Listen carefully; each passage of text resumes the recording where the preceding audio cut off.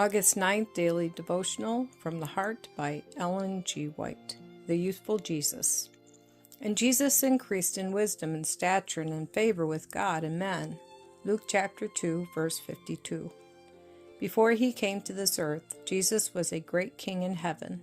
He was as great as God, and yet he loved the poor people of this earth so much that he was willing to lay aside his kingly crown, his beautiful robe, and come to this earth as one of the human family.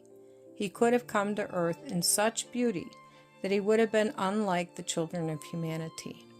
He could have come in such a way as to charm those who looked upon him, but this was not the way that God planned. He should come among us.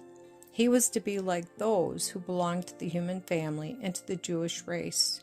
His features were to be like those of other human beings, and he was not to have such beauty of person as to make people point him out as different from others. He had come to take our place, to pledge himself in our behalf, to pay the debt that sinners owed. He was to live a pure life on the earth and show that Satan had told a falsehood when he claimed that the human family belonged to him forever, and that God could not take them out of his hands. Mankind first beheld Christ as a babe, as a child. His parents were very poor, and he had nothing in this earth, save that which the poor have.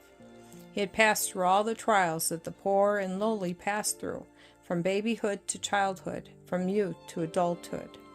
In his youth he worked with his father at the carpenter's trade, and thus showed that there is nothing of which to be ashamed in work. Though he was the King of heaven, he yet worked at a humble trade, and thus rebuked all idleness in human beings. Those who are idle do not follow the example that Christ has given, for from his childhood he was a pattern of obedience and industry. He was as a pleasant sunbeam in the home circle. Faithfully and cheerfully he acted his part, doing the humble duties that he was called to do in his lowly life. Christ became one with us in order that he might do us good.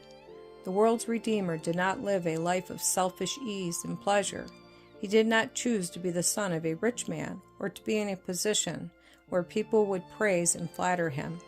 He passed through the hardships of those who toil for a living, and he could comfort all those who have to work at some humble trade. The story of his life of toil is written so that we may receive comfort out of it.